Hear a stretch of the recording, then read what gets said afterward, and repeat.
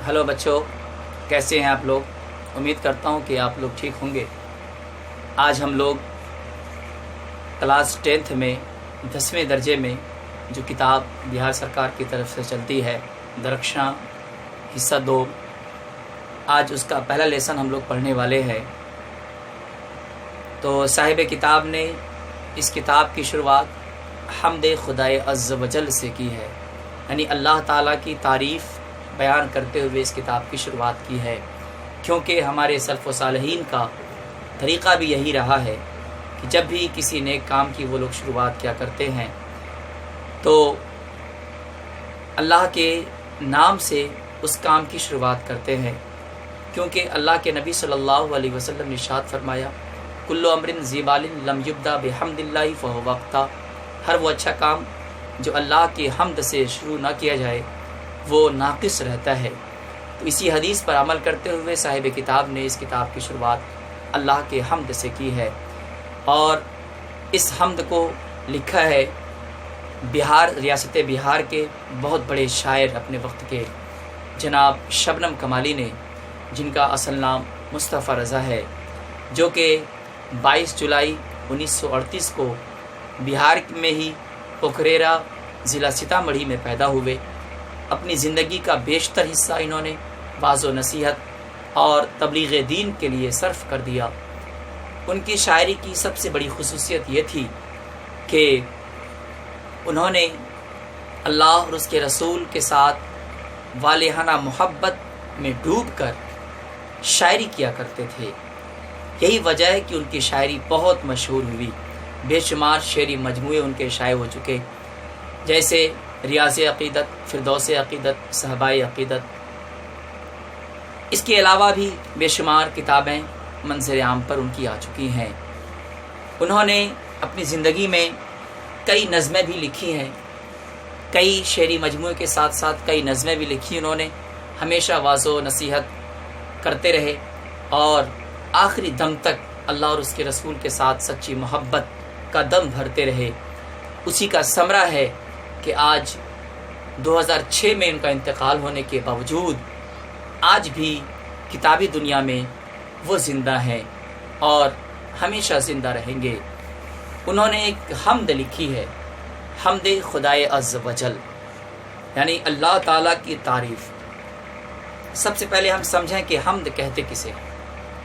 हम्द का लुग़वी माना खुदा की तारीफ़ के होते हैं, लेकिन इस्तिलाह में ऐसी नज़म जिसमें अल्लाह ताला की ज़ात और सिफ़ात का बयान किया गया हो, अल्लाह की तारीफ़, अल्लाह की हम्द, अल्लाह ताला की खूबियों का तज़किरा किया गया हो, ऐसी नज़म को हम हम्द कहते हैं।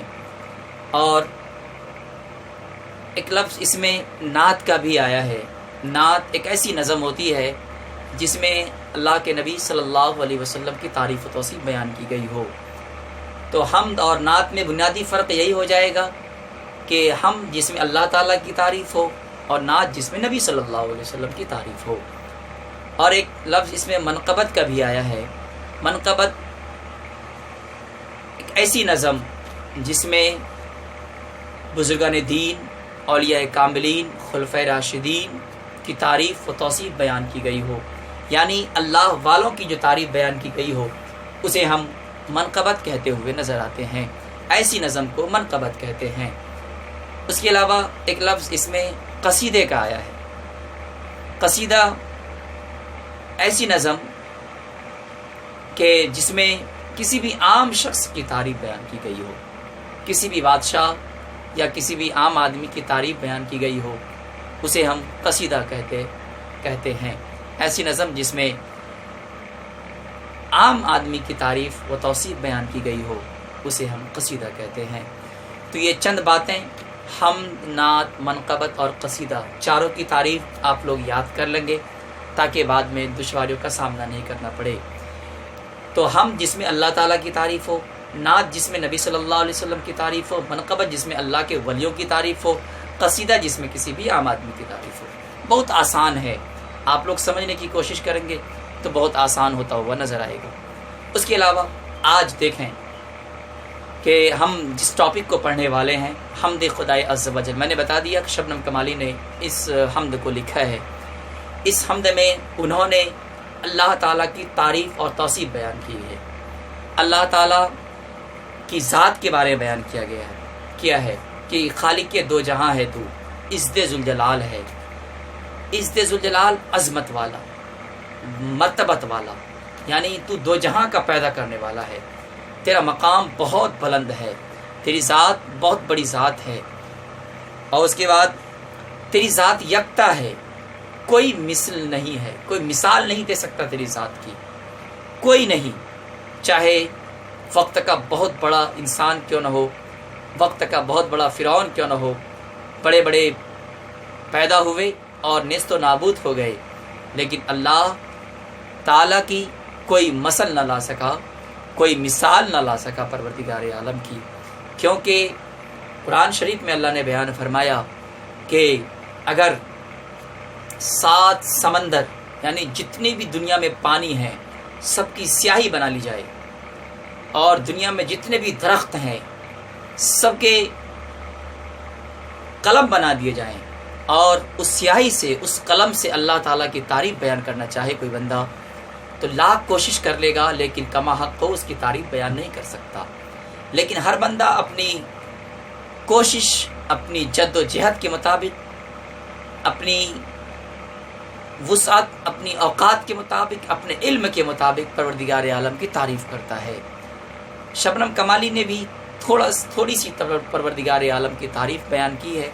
دیکھیں کہ انہوں نے بیان کیا کہ پوری زمانے کو، جہاں کو، پوری دنیا کو تیرے ہی وجہ سے، تجھ ہی سب کو روزی دینے والا ہے، دنیا کا کوئی روزی دینے والا نہیں ہے، بلکہ صرف اور صرف اللہ ہی روزی دینے والا ہے، اللہ کی ذات ہی سب کو روزی دینے والی ہے، اور سب کی حیات و موت کا مالک بھی پروردگار عالم ہے۔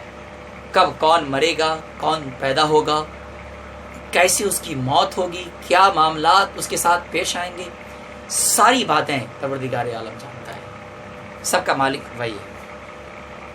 یہ کائنات میں جتنی چیزیں ہیں سب پروردگار عالم کی کا عکس ہیں۔ انسان ان چرند پرند، ان خوبصورت درختوں اور پہاڑوں کو دیکھ کر، اللہ تعالیٰ کی قدرت کا نظارہ کر کر انسان اللہ تعالیٰ کے قریب ہونے کی کوشش کرتا ہے۔ کہا ہے نا، قدرت خاص کا تیری عکس ہے بزم کائنات، یہ ساری قدرت ہے پروردگار عالم کی، پوری دنیا میں اللہ ہی کا جلوہ نظر آتا ہے۔ بس آج بھی زندگی کا نظم و نسق جو ہے، پوری کائنات کا جو نظم سسٹم چل رہا ہے، وہ اللہ تعالیٰ کی وجہ سے چل رہا ہے، اللہ کے حکم سے چل رہا ہے، کیونکہ اللہ ایک ہے۔ ہمیشہ یاد رکھیں کہ اللہ ایک ہے، دو نہیں ہے۔ جو لوگ کہتے ہیں کہ ناستک، جو لوگ کہتے ہیں کہ اللہ ہے ہی نہیں، تو وہ ان اللہ کی پیدا کردہ چیزوں کا مطالعہ کرے۔ اور ایک وائرس جو پھیلا ہوا ہے ابھی، کرونا وائرس جسے ہم کہتے ہیں، پوری دنیا کے ڈاکٹر، بڑے بڑے دانشور، بڑے بڑے سائنٹسٹ کی ساری ٹیکنالوجی جواب دے گئی، سب نے ایک جملہ کہا تھا کہ اللہ ہی بچا سکتا ہے بس۔ آج سارے ناستکوں کے دروازے بند کر دیے گئے، سارے ناستکوں کے منہ بند کر دیے گئے۔ وجہ اس کی یہی ہے کہ ساری قوت جہاں پہ ختم ہو جاتی ہے، پروردگار عالم کی قدرت کی آیا وہاں سے ہوا کرتی ہے، اللہ قدرت کا ظہور وہاں سے ہوا کرتا ہے۔ تو بزم کائنات میں تیری پروردگار عالم کے حکم سے ہی دنیا کا سسٹم چل رہا ہے۔ اگر کوئی شخص کہے کہ ایک نہیں دو خدا ہے، تو قرآن نے اس کی تردید کی ہے۔ قرآن نے کہا ہے، لو کان فیہما آلہۃ الا اللہ لفسدتا، اگر اللہ کے سوا دو خدا ہوتے تو دونوں آپس میں جھگڑا کرتے۔ اس کو آپ ایک مثال سے سمجھیں۔ مثال یہ ہے کہ اگر گھر میں دو مالک ہو جائیں، یا اسکول کالجز کے دو مالک ہو جائیں، تو ایک کہے گا کہ آج اسکول بند رہے گا، ایک کہے گا کہ اسکول آج کھلا رہے گا، ایک کہے گا کہ گھر کے دو مالک میں سے ایک کہے کہ نہیں آج یہ انتظام ہوگا، دوسرا کہے گا یہ انتظام ہوگا، ہو نہ ہو کبھی نہ کبھی دونوں میں ان بن جائے گی۔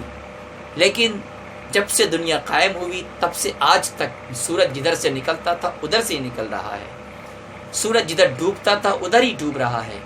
روزانہ دن کا ہونا، روزانہ رات کا ہونا، سارا سسٹم، سارا نظام اپنے اپنے وقت پر کا ہونا، پتہ چلتا ہے کہ اس کا چلانے والا کوئی ایک ضرور ہے، وہ اللہ کی ذات ہے۔ قرآن نے یہ بھی کہا قل هو اللہ احد، اے نبی آپ فرما دیں کہ اللہ ایک ہے۔ اس لیے ایک اللہ تعالیٰ کی وجہ سے ایک اللہ کا عقیدہ ہمارا بھی ہے، ہم بھی اور آپ بھی یہ عقیدہ رکھیں کہ اللہ ایک ہے، پوری کائنات کو چلانے والی ذات صرف اور صرف وہی ہے۔ اگر انسان لاکھ برس بھی اللہ کی حمد و ثنا کرتا رہے نا تو اللہ تعالیٰ کی تعریف بیان نہیں کر سکتا، کوشش بھی کر لے، پوری جان لگا دے، پھر بھی اللہ تعالیٰ کی کما حق تعریف بیان نہیں کر سکتا۔ بس انسان بس یہی دعا کرے گا، اے اللہ اس اندھیرے میں بس ایک نور کی ضرورت ہے، مجھے روشنی عطا کر۔ مجھے ایک بندہ دعا کرتا ہے اللہ کی بارگاہ میں۔ شاعر نے آخری سے 2 لائن پہلے ایک جملہ استعمال کیا، ظلمت دہر میں ہمیں نور سحر کی تلاش، اس زمانے کے اندھیرے میں اللہ ہمیں نور عطا فرما، ایک روشنی عطا فرما، ایسی روشنی جو حق کو دیکھ سکے، جو حق کا مطالعہ کر سکے، تیری قدرت کا نظارہ ہم کر سکیں۔ بس اپنا کرم اس غریب بندے پہ کر دے، اے اللہ۔ یہ دعا کرتا ہے، دعا یہ جملے ہیں یہ سارے۔ بس ہمیشہ جو میرا نیک مقصد ہے اللہ اس میں مجھے کامیابی عطا فرما دے کہ انسان دعا کرتا ہے اللہ کی بارگاہ میں۔ بس یہی سوال شبنم کمالی نے آخری میں ایک جملہ استعمال کیا کہ آخری جسے ہم مقطع کہتے ہیں، جس میں شاعر اپنا قلمی نام ڈالتا ہے تو اسے ہم مقطع کہتے ہیں۔ شبنم بے نوا کو بھی دے دے عروج بندگی، عروج مانے بلندی۔ بس یہ دعا کرتا ہے شاعر کہ بس مجھے بھی اتنی بندگی میں اتنی بلندی عطا فرمائے کہ میں ہر وقت تیری عبادت کرتا رہوں، چلوں تو اللہ اللہ بولوں، سوؤں تو اللہ کر کے بولوں، اٹھوں تو تیرے نام سے اٹھوں۔ یہ بندگی، یہ عروج بندگی جس انسان کے اندر داخل ہو جاتی ہے نا وہ انسان کامیاب ہو جاتا ہے۔ آج شاعر نے کہا کہ فکر و طلب کی راہ میں آج یہ پائمال ہے، آج دنیا کو حاصل کرنے کے لیے میں برباد ہو گیا ہوں۔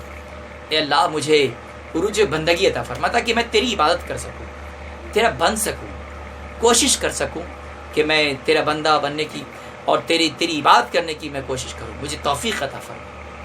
تو یہ مکمل نظم میں نے آپ کے سامنے پڑھ کے سنائی، تو جس میں شاعر نے اللہ تعالیٰ کی تعریف و توصیف بیان کی ہے۔ اس میں بے شمار کچھ سوالات بھی ہیں جس کے جوابات آپ کو اس ویڈیو میں ہی آپ کو، اگر آپ صحیح سے سنیں گے تو آپ کو سارے سوالوں کے جوابات ملتے ہوئے نظر آئیں گے آسانی کے ساتھ۔ اس لیے کوشش کریں کہ اگر سمجھ میں نہیں آئی دوبارہ پڑھ لیں، دوبارہ اس ویڈیو کو سن لیں تاکہ آپ کو آسانی کے ساتھ یہ سبق سمجھ میں آ سکے۔ السلام علیکم۔